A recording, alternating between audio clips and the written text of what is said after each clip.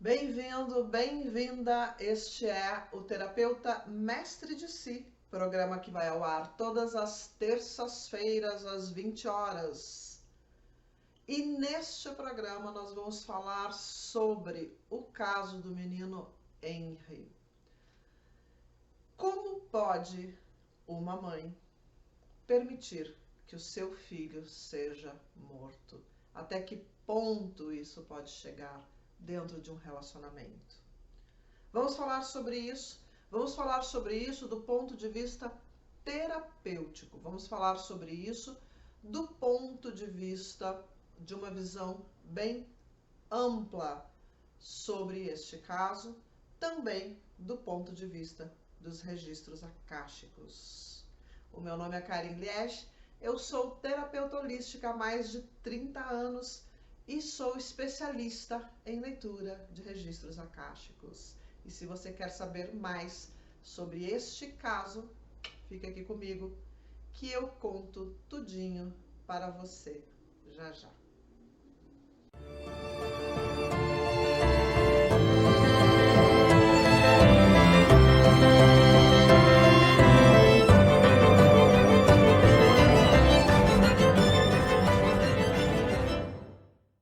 Muito bem, hoje o assunto é sério, é triste, é cruel.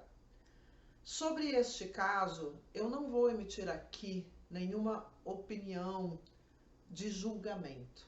O que nós vamos falar é como isso ocorre. Como pode uma mãe que teve o seu filho, que disse que o seu filho era a pessoa que mais amava, permitir que isso aconteça? Não só permitir que isso aconteça, como saber que está acontecendo e ainda assim não fazer nada a este respeito. A sensação que nós temos, quem olha de fora, é que esta mãe trocou a vida do seu filho por um casamento, por um relacionamento com alguém. Mas nós vamos olhar isto e nós vamos ver este caso acontecer muitas vezes, em muitas famílias. Muitas vezes as mulheres trocam empregos, situações, filhos, amigos, por causa de um namorado, por causa de um marido, por causa de um relacionamento, enfim, na sua vida. Não posso emitir aqui juízo de como era esse relacionamento, nem vou fazer, mas vamos falar sobre esses casos que acontecem tão seguidamente na nossa sociedade, dentro desses relacionamentos. O que nós temos visto são mulheres que geralmente buscam nessa parceria, nesse relacionamento, uma autoafirmação, como se esse relacionamento pudesse dar para elas algo que está faltando aqui dentro. Então, como terapeutas, eu e muito provavelmente você terapeuta, você futuro terapeuta, já tiveram casos assim ou terão casos assim muitas vezes ao longo da sua vida. Mas o que leva uma pessoa a trocar bens, valores da sua vida em prol da existência dessa outra pessoa na sua vida? O que faz com que a pessoa possa se corromper a tal ponto? Porque isto é corrupção. Isto é permitir-se ser corrompido. Isto é sofrer a corrupção por permissão. Então, onde é que está essa estrutura fina e o que ela acontece? Nós vamos lembrar, então, das primeiras fases de formação do caráter da pessoa. O que a criança sente e o que aconteceu com a criança são coisas às vezes diferentes. Às vezes diferentes. Quando nós estamos dentro do útero, quando nós estamos nos primeiros meses da amamentação, as nossas sensações nem sempre correspondem àquilo exatamente que está acontecendo. Depois, quando crescemos, nós temos memórias. E essas memórias, elas não são memórias reais. Elas são memórias acrescidas das sensações. E essas sensações são tão verdadeiras dentro da gente, são tão sensíveis, que a gente acredita que aquilo realmente tem acontecido. Por exemplo, o que muitas vezes acontece. Alguém nos fala alguma coisa e a gente diz: aquela pessoa me falou isso para que eu me sentisse assim. Percebe que você não tem como saber o que a outra pessoa estava fazendo, o que a outra pessoa estava tentando fazer? E muitas vezes, mesmo quando você tem um dom, mesmo quando você tem percepção e sensibilidade passíveis de sentir o outro, se você está na dor, se você está numa memória da infância, é muito possível que você vá incrementar essa memória com os seus traumas de infância. E você vai ressignificar essa memória. Você vai transformar essa memória em algo que ela não é. É a partir desse ponto de vista que eu quero que vocês entendam que as nossas personalidades se constroem. As nossas personalidades se constroem a partir do ponto daquilo que nós sentimos, não necessariamente do que realmente aconteceu. Então, é óbvio que uma criança maltratada, é óbvio que uma criança que é espancada, que uma criança que é rejeitada, ela vai ter sim traumas.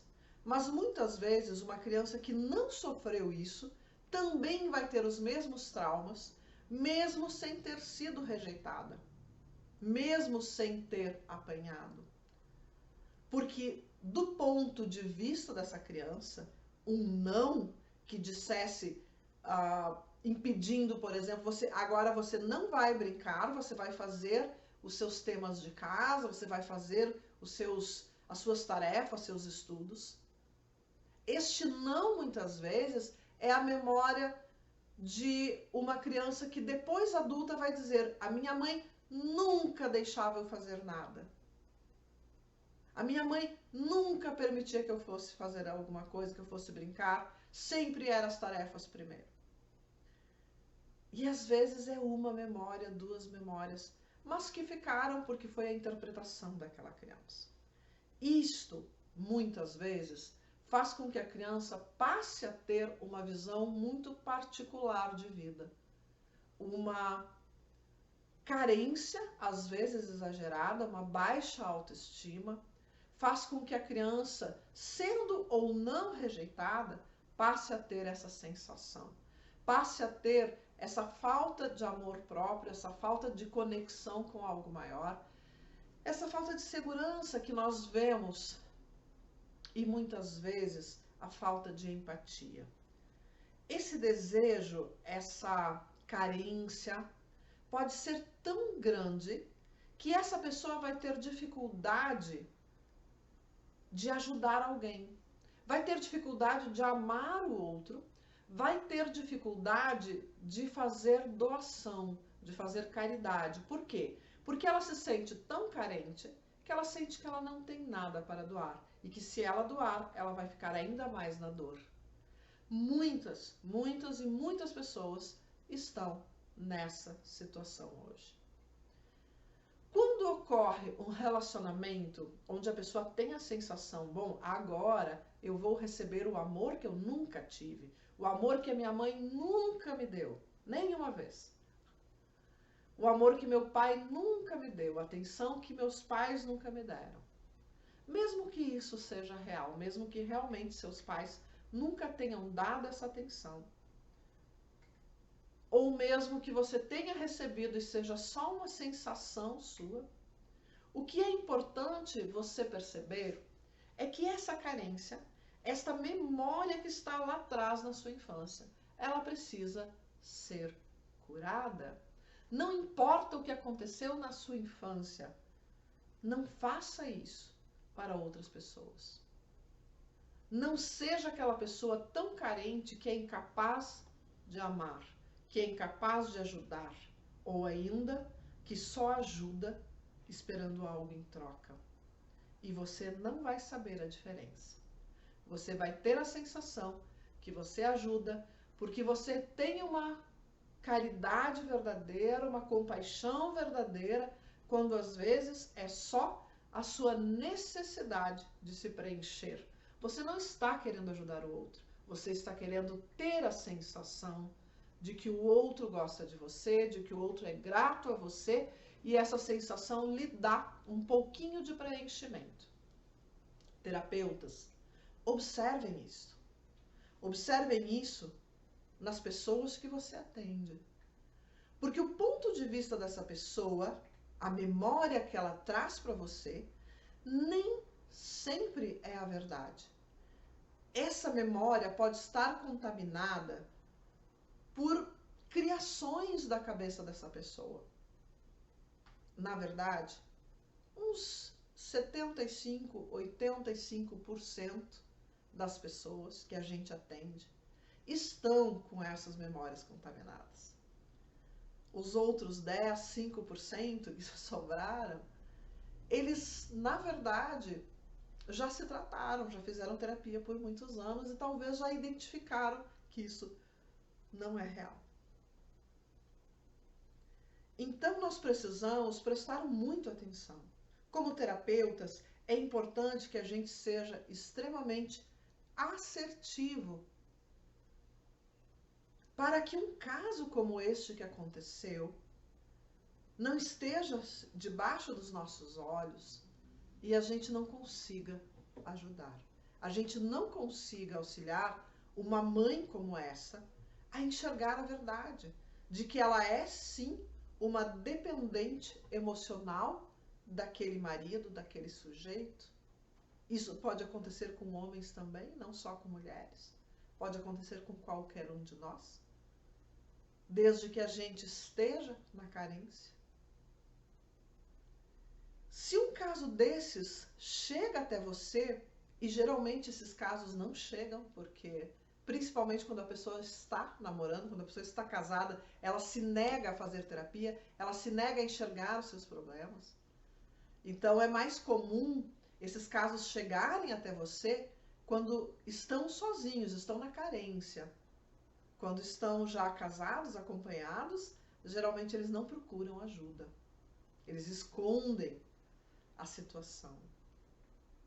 Mas quando esse caso chega até você e você percebe que essa pessoa tem uma carência verdadeira, identificar a causa real dessa carência, identificar o que realmente aconteceu e não só do ponto de vista das memórias construídas, que é 99% das memórias são construídas. Como saber quando um pai e uma mãe, como saber que uma pessoa que você está atendendo está numa carência tão grande, numa distorção tão grande da realidade, que ela vai sim se tornar dependente de algo que venha de fora, que pode ser até mesmo essa terapia. E como poder ajudar essa pessoa, porque isso se torna muitas vezes doentio. Essa mãe, com certeza, passou grande parte da sua vida na dor, que pode ser uma distorção da sua visão, pode ser os pais que ela teve. Quando ela não consegue ter empatia pelo próprio filho, é porque há ali algo já instaurado, um desequilíbrio sério instaurado. E sim, isso é causado pela dor. Pela dor da rejeição, pela dor de sentir-se às vezes invisível. Por isso eu digo que aqui a gente não vai julgar. E eu não estou dizendo que não houve erro, não é isto.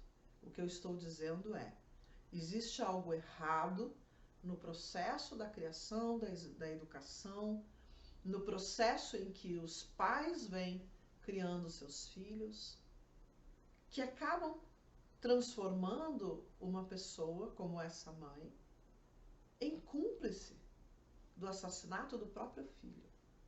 Cúmplice? Sim, cúmplice. Eu não sei se vocês acompanharam este caso, está em todas as mídias. Ela acabou sendo presa, né? Ela, o seu marido, acabaram sendo presos. Ele, médico, que fez, parece, o juramento, né, de salvar vidas. E essa é uma história muito triste, verdadeiramente muito triste, porque faz um menino perder a vida, vítima de um casal doente. E que sim, vão ter que arcar com as consequências por não ter em momento algum procurado ajuda, tentado fazer algum tipo de terapia, que seja. Como é que nós, terapeutas, podemos ajudar pessoas a não se transformarem nisso? A não serem pessoas que permitem que o mal entre nas suas vidas, porque não sabem ficar sós, porque não aguentam a solidão dentro de si. E começam a negar qualquer tipo de ajuda. E começam a negar as pessoas ao seu redor. Os avisos, como foi o caso da empregada, que a avisou e que ela não ouviu. Começam a negar que qualquer coisa errada esteja acontecendo. E talvez dentro dela, ela acreditasse que nada de errado estava acontecendo. Havia um medo de perder esse relacionamento. Nós, terapeutas, precisamos saber o que está verdadeiramente acontecendo com essas pessoas. O que essa pessoa está contando para o terapeuta, está falando da sua vida, é verdade? Ela realmente foi rejeitada, foi magoada? Será que havia problema com seus pais? Ou será que ela foi tão mimada que nada mais a satisfazia? Ou será que existe aí um caso de vidas passadas agindo sobre relacionamentos que retornam por ressonância e que fazem os fatos voltarem a acontecer, repetirem-se? Seja qual for o caso, saber identificar e saber a verdadeira causa do que aconteceu pode fazer toda a diferença no desfecho de um caso assim. Pode fazer toda a diferença entre se um filho vai viver ou vai morrer. Então é muito sério. Quando eu falo aqui para vocês, terapeutas, futuros terapeutas, da importância que tem de nós termos essa responsabilidade de olhar para uma pessoa, saber o que essa pessoa precisa, entender como foi a formação de caráter dessa pessoa, entender como aconteceu, por exemplo, a sua educação, os seus traumas de infância, entender como é que está a ressonância das vidas passadas sobre essa pessoa, em que momento da vida ela está, e se a espiritualidade permitir, nós conseguirmos acessar as informações mais precisas sobre isso, trazendo para nós a verdade por trás do que está acontecendo. Isso pode salvar vidas, seja do filho, seja da própria pessoa que nós estamos atendendo, porque muitas vezes pode ser também um caso de suicídio. Então eu venho falar aqui com você muito sério e muito preocupada com isso. Muito preocupada com isso que aconteceu. Essa semana eu estive olhando para este caso. Eu não assisto muito notícias, mas eu sigo um canal que faz análise de linguagem silenciosa, né, que é o curso que eu fiz, inclusive, que é o canal do Ricardo Ventura. Quem quiser olhar, lá está o caso, ele faz análise desse caso, e foi lá que eu fiquei sabendo do que estava acontecendo. E aí eu me aprofundei nesse caso, eu fui buscar informações sobre como estava sendo esse julgamento, o que havia sido decidido, o que estava acontecendo. E verdadeiramente me preocupa, porque eu vejo isso acontecer muito próximo, de pessoas que eu conheço, de amigos, de pessoas que eu trato, que eu trabalho, faço terapia. E entender que muitas dessas pessoas que são dependentes emocionais de outras pessoas, ou seja, precisam de uma âncora, precisam receber o amor de fora porque são incapazes de se conectarem, incapazes de sentirem aqui dentro. Então, esse caso me chocou, esse caso me alertou e eu achei que eu precisava vir aqui nesse programa falar para alertar outros terapeutas, outros profissionais da área, que é muito importante ajudar essas pessoas que têm essa carência emocional a se curarem antes que elas façam uma besteira muito grande nas suas vidas. Porque quando a outra pessoa com quem elas se relacionam é uma pessoa ética, ok, vai ter sofrimento, mas vai ficar entre os dois. Mas quando a outra pessoa é narcisista, quando a outra pessoa é psicopata, quando a outra pessoa é um torturador, é um abusador, não vai ficar só entre os dois. A família inteira vai sofrer. E muitas vezes isso vai se transformar numa tragédia. Dentro das leituras que eu faço de registros akáshicos, que é uma das técnicas que eu uso outras técnicas, mas uma das técnicas que eu uso com grande índice de acerto, ela é extremamente assertiva, essa técnica. Eu tenho encontrado muitos casos onde eu tenho que dizer para a pessoa que vem buscar auxílio que não é uma maldição, não é uma vida passada. São as crenças da infância. São os pontos de vista que essa pessoa desenvolveu ao longo da vida. Porque muitas vezes não tem a ver com a espiritualidade, tem a ver com o ego. Tem a ver com o que essa pessoa se transformou ao longo dessa vida. A sua mãe lhe disse um não e você sentiu rejeição. A sua mãe ou seu pai exerceram o papel de pais para educar, para disciplinar, para ensinar bons hábitos, e você achou que eles eram carrascos, enfim. Às vezes são, mas não é o caso sempre. E é por isso que a gente tem que fazer terapia, para entender o que aconteceu. E se a terapia convencional, a psicologia, não conseguir trazer o inconsciente totalmente à tona, não conseguir dizer para você o que aconteceu, então precisa-se de uma técnica que consiga fazer isso. E aqui vem o papel fundamental na nossa vida, que é o registro akáshico. Porque o registro akáshico, quando se abre uma questão como essa, que traz lá crenças de infância, traumas, ilusões da infância, o registro vai dizer: você criou isso. Não foi seu pai, não foi sua mãe. Você criou esse ponto de vista.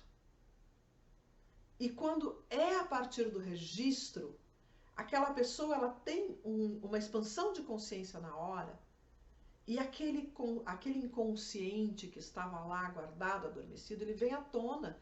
E a pessoa leva aquele susto e diz: nossa, é verdade, eu fiz isso mesmo, eu lembro agora, eu entendo, eu compreendo o que eu fiz, e eu entendo que grande parte da responsabilidade é minha.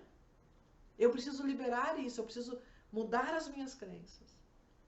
E é quando a pessoa aceita que houve sim um auto-engano. Então, quando nós pudermos fazer esse papel de ajudar a pessoa a trazer da inconsciência de dentro dela esse padrão, que pode sim se transformar numa catástrofe familiar, num erro, numa dor, que nunca mais tem conserto. Então a gente vai fazer esse papel.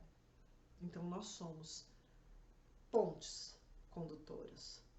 para ligar o consciente e o inconsciente da pessoa, trazer à tona aquilo que está lá dentro escondido, fazer com que a pessoa compreenda que só existe um caminho. Para curar essa dor, só tem um caminho, que é a conexão com o eu sou. A única coisa que pode tirar a pessoa dessa dor que ela criou, desse entendimento de que nós temos que ser amados pelo outro, fazer a pessoa entender que o amor do outro não a preenche, embora ela tenha essa ilusão.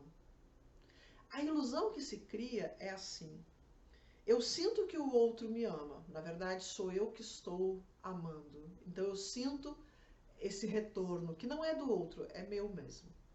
Mas eu entendo que o outro está me amando. Então eu tenho um sentimento de satisfação, de euforia, de endorfinas, serotoninas, ocitocinas. Eu tenho todas essas químicas agindo ao meu favor. E por um instante eu tenho a sensação de que aquilo me preenche. Só que química não dura. Química não dura. Quem usa drogas sabe que não dura. Todo viciado sabe que não dura. Que terminou o efeito, a dor vem. E as drogas da química, do cérebro, é a mesma coisa. Ocitocina, dopamina, serotonina, criadas pelo teu cérebro, que te dão essa sensação de ser amado, de estar preenchido, de estar feliz naquele momento, não dura. E quando termina, a dor volta. E volta parece maior, porque há uma comparação com aquele momento feliz da vida. E aí o inferno começa. Para que esse inferno não vá e volte o tempo todo, você precisa se conectar com o eu sou. Verdadeiramente se conectar. Permitir-se se conectar. E quando você conseguir se conectar, então, essa sensação de amor, ela vai estar dentro de você. Você não vai mais precisar do outro. Essa sensação vai estar dentro. E essa sensação, ela rompe com as ilusões, com as crenças limitantes, com aqueles pontos de vista tortuosos que a gente cria na infância, com aquela culpa que a gente joga para cima do pai, para cima da mãe a vida inteira. E essa conexão, ela rompe com isso. Ela abre um rombo aqui dentro. Parece que seu coração está pegando fogo. E essa sensação é a sensação de amor, de completude, de plenitude. Quando a gente consegue levar a pessoa que a gente atende para um estado desses, quando a gente consegue produzir na pessoa essa expansão de consciência, quando a gente consegue fazer uma leitura de registros e abrir o inconsciente dessa pessoa para que ela tenha uma expansão de consciência e ela entenda a verdade do porquê que ela está fazendo aquilo, a realidade se modifica. E essas pessoas, elas conseguem sair de dentro de uma relação viciosa, doentia, em desequilíbrio, de uma relação de abuso.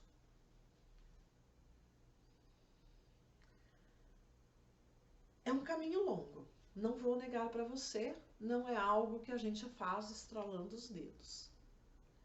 Mas a leitura de registros, ela dá passos bem mais largos do que a maioria das terapias, por causa da expansão de consciência e por ela fazer essa conexão. E é como eu digo sempre para você, se você receber uma leitura de registros já provoca grande expansão de consciência, que dirá se você fizer um curso e passar por toda a transformação que um leitor de registros precisa passar para ser um leitor de registros. Pensa sobre isso. Pensa nisso que eu estou te falando e veja se não faz sentido. Para o pessoal que já fez o curso, que assiste às vezes esse programa, coloca aí embaixo Quais foram as transformações que vocês tiveram? O que na sua vida se transformou? O que melhorou? Principalmente para quem fez através do sistema Anjo Humano. Coloca aí se você fez uma leitura de registros através do sistema Anjo Humano ou se você mesmo fez um curso do sistema frequencial Anjo Humano.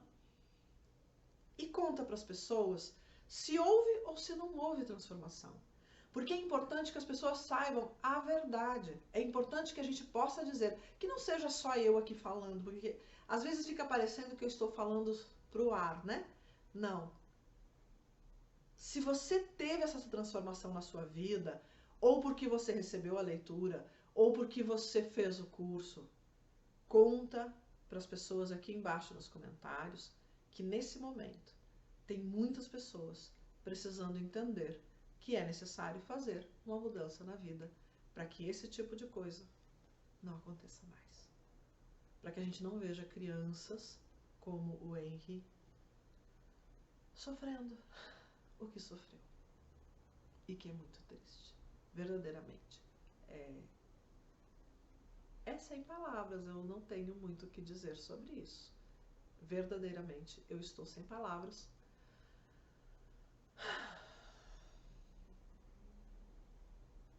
Terapeutas, futuros terapeutas, nós temos responsabilidade com os nossos clientes.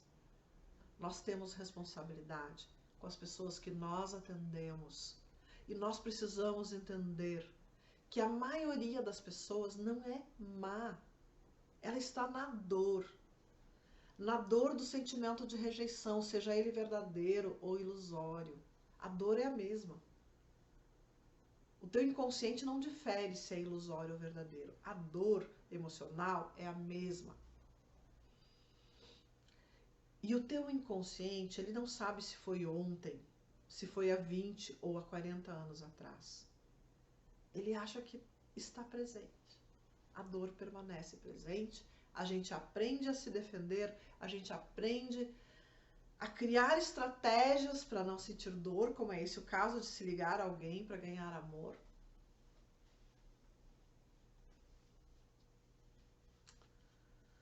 Então a gente precisa ajudar essas pessoas o quanto antes possível a quebrarem essa proteção que elas criaram, essa autoproteção, essas barreiras, essas couraças. Terapeutas, futuros terapeutas, vocês estão comigo? Eu agradeço a vocês por me assistirem até aqui. Um grande beijo no seu coração e até semana que vem.